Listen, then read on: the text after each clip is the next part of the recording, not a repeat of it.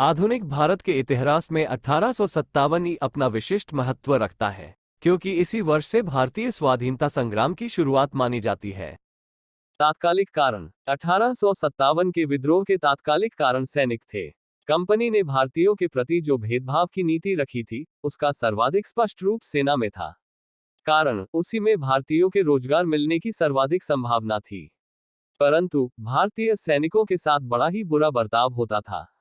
इस कारण 1765 में बंगाल में, 1806 में वेलूर में, 1824 में बैरकपुर में और अन्यत्र भी सेना में विद्रोह होते रहे। भारतीय सैनिकों द्वारा कितनी भी योग्यता या बहादुरी दिखाने पर भारतीयों को जमादार से ऊंची पदोन्नति नहीं मिलती थी। भारतीय सैनिकों के वेतन, भत्ते आदि भी अंग्रेजों की तुलना में बहुत कम थे। साथ ही खान पान, रहन सहन एवं व्यवहार में भी भारतीयों के साथ भेदभाव बरता जाता था। सेना में भी पादरी ईसाई धर्म के प्रचार के लिए आते रहते थे। फिर कंपनी की नीति से जिस प्रकार भारतीय कृषि अर्थव्यवस्था को प्रभावित हो रही थी, उससे सैनिकों पर भी असर पड़ता था, क्योंकि उस समय सैनिकों की आय उतनी नहीं थी कि उसकी आय से ही सारे परिवार के लोगों का पेट भर सके, अर्थात कृषि ही उसकी आवश्यकताओं को पूरा करती थी। वस्तुतः सैनिक भी वर्दीधारी किसान ही थे, जिस पर लगान का समान बोझ पड़ता था। इतना तक भारतीय सैनिकों ने बर्दाश्त किया, पर जब उनकी धार्मिक भावना पर चोट की गई, तब उन्होंने व्यापक विद्रोह कर दिया। लॉर्ड केनिंग के समय 1856 में the general service enlistment act के अनुसार यह घोषणा की गई कि भारतीय सैनिकों को युद्ध के लिए समुद्र पाकर विदेश भी जाना होगा। भारतीय समुद्र यात्रा को पाप समझते थे। वे इसका विरोध कर ही रहे थे कि कंपनी की सेना में एक नई इनफील्ड नामक राइफल आई, जिसमें गोली लगाने से पहले कारतूस को मुंह से खोलना पड़ता था और कारतूस में चर्बी चढ़ी होती थी। मन जाता है इन कारतूसों में गायों व सुअरों की चर्बी का प्रयोग किया गया था। सैनिकों को जैसे ही इस बात का पता चला, उनका क्षोभ सीमा पार कर गया। सबसे पहले बैरकपुर छावनी में मंगल पांड्या ने 29 मार्च 1857 को ऐसी कारतूस के प्रयोग का विरोध किया। उसने काफी उत्पात मचाया। 8 अप्रैल 1857 को उसे फांसी दे दी गई। 6 मई को सैनिकों ने फिर विरोध किया। अब कंपनी ने भारतीय सैनिकों दी जाने लगी और उन्हें बड़ी संख्या में कैद किया जाने लगा। अंत में 10 मई 1857 को सैनिकों ने व्यापक स्तर पर विरोध कर विद्रोह की घोषणा कर दी और क्रांति की शुरुआत हो गई। क्रांति की शुरुआत 1857 की क्रांति का सूत्रपात मेरठ छावनी के स्वतंत्रता प्रेमी सैनिक मंगल पांडे ने किया। 29 मार्च 1857 को नए कारतूसों के प्रयोग के विरुद्ध मंगल पांडे ने आवाज उठाई।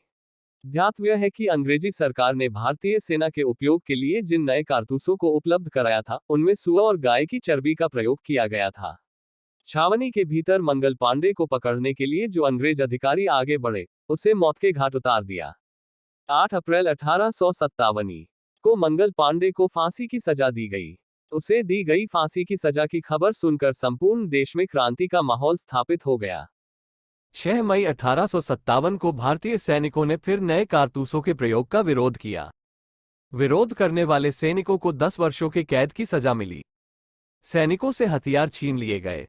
हथियार छीने जाने को मेरठ में पुरुषों के साथ साथ महिलाओं ने भी अपमान का विषय समझा। ऐसी स्थिति में सैनिकों के लिए अंग्रेजों से बदला लेना परम कर्तव्य हो गया। मेरठ के सैनिकों ने 10 मई 1857 को ही कर दिया। मेरठ में मिली सफलता से उत्साहित सैनिक दिल्ली की ओर बढ़े। दिल्ली आकर क्रांतिकारी सैनिकों ने कर्नल रिप्ले की हत्या कर दी और दिल्ली पर अपना अधिकार जमा लिया। इसी समय अलीगढ़, इटावा, आजमगढ़, गोरखपुर, बुलंदशहर आदि में भी स्वतंत्रता की घोषणा की जा चुकी थी। एकता का प्रदर्शन 1857 की क्रांति में हिंदू और मुसलमानों ने एक साथ मिलकर भाग लिया। क्रांति ने एक दूसरे का पूरा साथ दिया। स्वतंत्रता आंदोलन के दौरान अंग्रेजों के विरोध में कारण ये था कि अंग्रेजों ने फूट डालो और राज करो की नीति को हिंदुओं और मुसलमानों को तोड़ने में लागू नहीं किया था। फिर अंग्रेजी सरकार ने जिस नए कारतूस को भारतीय सैनिकों के प्रयोग के लिए दिया था, उसमें गाय और सुअर की चर्बों का उपयोग किया गया था। इससे दोनों धर्मों के सैनिकों ने अंग्रेजी सरकार का विरोध किया। क्रांति का दमन, क्रांति के राष्ट्रव्यापी स्वरूप और भारतीयों में अंग्रेजी सरकार के प्रति बढ़ते आक्रोश, सरकार ने निर्ममतापूर्ण दमन की नीति अपनाए। तत्कालीन वायसराय लॉर्ड केनिंग ने बाहर से अंग्रेजी सेनाएं मंगवाईं। जनरल नील के नेतृत्व वाली सेना ने बनारस और इलाहाबाद में क्रांति को जिस प्रकार से कुचला, वह पूर्णतः अमानवीय था। निर्दोषों को भी फांसी की सजा दी गई। दिल्ली में बहादुर शाह को गिरफ्तार कर लेने के बाद नरसंहार शुरू हो गया था। फुलवर, अंबाला आदि में निर्ममता के साथ लोगों की हत्या करवाई। सैनिक नियमों का उल्लंघन कर कैदी सिपाहियों में से अनेकों को तोप के मुंह पर लगाकर उड़ा दिया गया। पंजाब में सिपाहियों को घेर कर जिंदा जला दिया गया। अंग्रेजों ने केवल अपनी सैन्य शक्ति के सहारे ही क्रांति का दमन नहीं किया, बल्कि उन्होंने प्रलोभन देकर बहादुर शाह को गिरफ्तार करवा लिया और उसके पुत्रों की हत्या करवा दी। सिखों और मद्रासी सैनिकों को अपने पक्ष में कर लिया। वस्तुतः क्रांति के दमन में सिख रेजिमेंट ने यदि अंग्रेजी सरकार की सहायता नहीं की होती तो अंग्रेजी सरकार के लिए क्रांतिकारियों को रोक पाना टेढ़ी खीर ही साबित होता। क्रांति के दमन में अंग्रेजों को इसलिए भी सहायता मिली कि विभिन्न क्षेत्रों में अलग अलग समय में क्रांति ने जोर पकड़ा था।